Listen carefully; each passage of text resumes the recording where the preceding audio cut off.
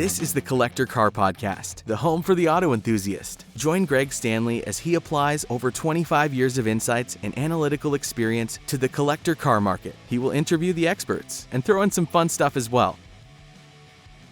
Well, today I'd like to welcome a special guest, Jim Moore. Jim, how you doing today? I'm doing great, Greg. I'm glad to be able to join the Collector Car Podcast. Thanks so much. Yeah, it's kind of interesting. We joined on Facebook, and you lead the Aircooled Brigade, correct? Well, it's called officially the Air Brigade, which is Air Brigade. for air-cooled Porsches. Yeah, tell me about that. Well, it was something I actually started several years ago. I found I had an air-cooled Porsche in my garage, and I just didn't feel like I was driving it enough. I don't want a garage queen. I want one that you drive. So I identified 10 friends throughout the Asheville area who had air-cooled cars, and I said, let's go out and drive on Wednesday, and it's just going to be air-cooled cars. And we did it one time, and then everyone had such a blast just driving their air-cooled cars as a group through the mountains here in the Asheville area that we started doing it monthly, and it just keeps growing. I've got, I think, over 125 people on the mailing list to just go driving in the Asheville area. That doesn't include all the people that are now on the website. But the last drive of the end of the last year, I had, I think, 25 people that were signed up for it. So it's just a fun time of people getting together and enjoying the old air-cooleds. Yeah, where'd you come up with such a brilliant name? Well, my background is I'm an advertising marketing guy, so it was just one of those little brainstorming sessions that I put together with myself, and it popped in my brain somewhere. But that seems to be one of the big draws. People just love that name, Air Brigade. I actually sell quite a few of the grill badges across the country because they want to have that on their grill of their Aircooled Porsche. Well, you need to make sure you have the T-shirts and the hats to go with the grill badge. Yep. Well, you got it. yeah. So it's really cool because you posted, I guess it was a couple weeks ago, you asked the question, are air-cooled Porsches prices softening? And I thought that was really a fantastic question. And what I do is I do the analytics. You know, I try to dig into the numbers of what cars are selling for, is the trend up or the trend down. And I thought, you know what? There's a perfect subject matter. So I dug into it. I changed mine a little bit to declining just because softening, Right. I thought that looked weird on a podcast title and people get more interested if they're like, are they declining? You know, can I actually afford one of these now? So that was the beginning of my episode from a couple weeks ago at the time that this will post. And if you would, just tell me what made you think about that, the prices of air-cooled Porsches softening. Well, what I happen to follow all the auctions. I've bought several cars. In fact, back in the early 2000s, I bought a original Porsche RSR and then a former Porsche race car out at the Monterey auctions. And I love the auctions, so I just follow them every year, the results, what cars are up for it. And I've been writing various articles on the Air Brigade website about the results from those. I wasn't as analytical as you are. I really have to commend you because I listened to your podcast and you really found hardcore facts to back up a statement. Well, I was acting more from just years of watching the auctions and saying, well, hold it, at Monterey this year, all of a sudden Porsche RS 2.7s, there were no sales. They were barely making minimums. Same with what I consider another bellwether car, the Porsche 930 Turbo. It was a standard in every collector's Porsche collection for so many years. All of a sudden, there were a lot hitting the market. They were just barely making the reserve or they weren't selling at all. So that really provided my own thought of, okay, are prices, I said softening because when I actually started looking, 356s are still strong, as you noted. The early 911s and the G Series are all doing well. So I didn't really see things as declining so much as they were just getting softer. They weren't hitting those big numbers of, I forget what your numbers were that you actually said, but, the 30-40% increases occurring. They are now increasing in the 5 to 10% range. So yeah, and for those who haven't listened to that episode, I did agree with you. At the end of all the data crunching, they are not declining. They are softening for sure. The only one that was declining, which really surprised me, was the 993s. I don't know why, because that's such a wonderful model, I was shocked to read your data because my own kind of, once again, gut had been the 993s were the way to go, and they're from you're always going to get your money back. And then you looked at those numbers, and that totally proved my own mind wrong, if you will, about that car. So I'm not sure why, unless they've just had such a build-up. I've tried to think about that since I heard your podcast and understand, why is the 993 the one that's dropping when it's always considered the premier, I guess you would say, air-cooled. The only thing with sometimes with the 993, and this is my personal opinion, is that a 993 is a very refined air-cooled. If you really want to have the visceral driving experience of Porsche that made its name, I think you have to drive one of the older air-cooleds before the power steering, ABS, and all the modern conveniences, where you're really banging through the gears and hearing the hum of that flat six a lot more. Yeah, that's a really good point. And I thought they would be increasing a lot because they were the last, they were the most modern, they had the most power, that kind of stuff. But I also had to put the qualifier in there that all my data was based on the base model, because I know the turbos have been going through the roof. So I would love to do a one-off on just turbos, just how are they doing? Right. And even take that across not just Porsches, but like the BMW 2002 turbo, all the turbos, like the Buick Grand National, just to see the impact of turbo versus the base car. So that's on my list to do in the future when I have a little bit more time. Yeah, the recent Sotheby's auction of the Taj Garage, the 993 turbo there was the highest selling. Well, no, it was the second. There was 356 Speedster was the highest selling, but the 993 turbo was one of the highest selling. So you're right.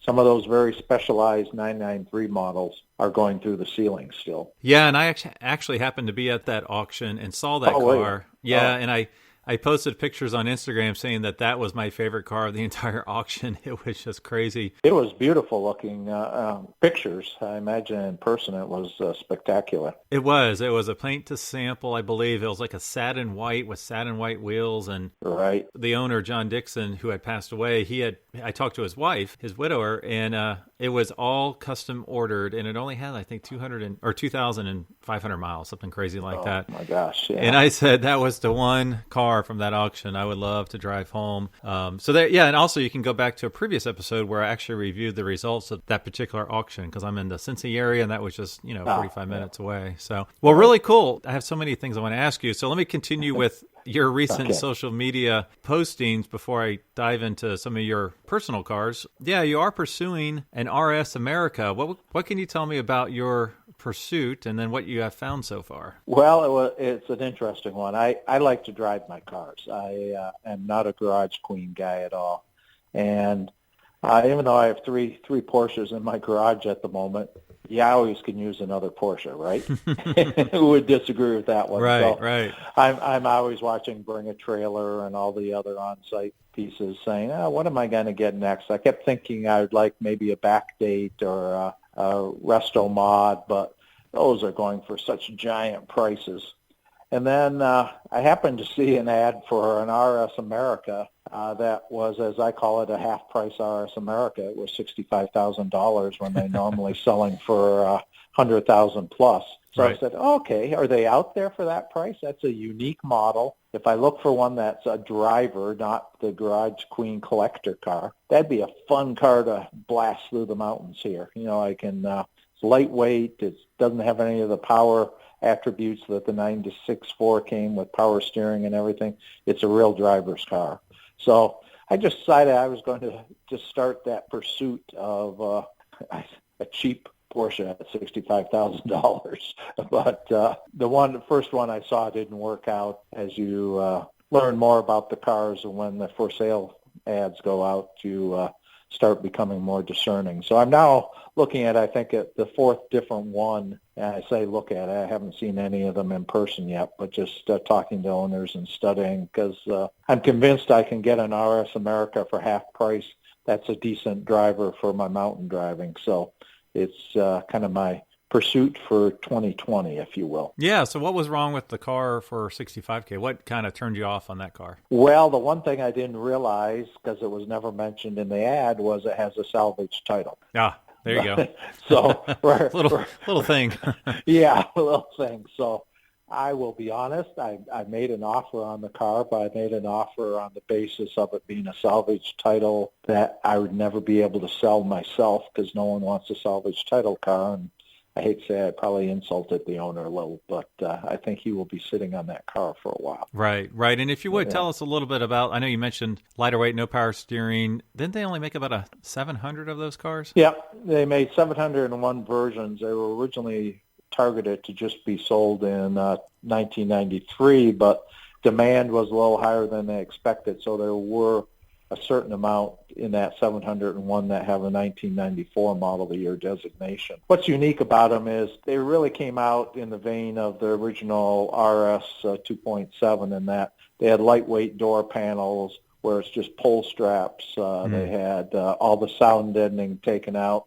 They had a turbo suspension put in them. None of the power, like I said, no power steering or any of those elements to it. And actually, when they sold new, it was the cheapest Porsche 911 in the lineup. It sold for $10,000 less than a base model because it was seen as a strip model. And now, as we all know, an RS America is a highly collectible 911 out there. So it's interesting the way things turn around. Well, it's kind of like the old, Porsche Speedsters. Those were stripped down models, and now you can't get them for under $350 for a base one, basically. Exactly. So I'm just looking for a unique car that is a driver, so I can, as I fly through the mountains and a stone comes up on the car, I'm not going to have a heart attack.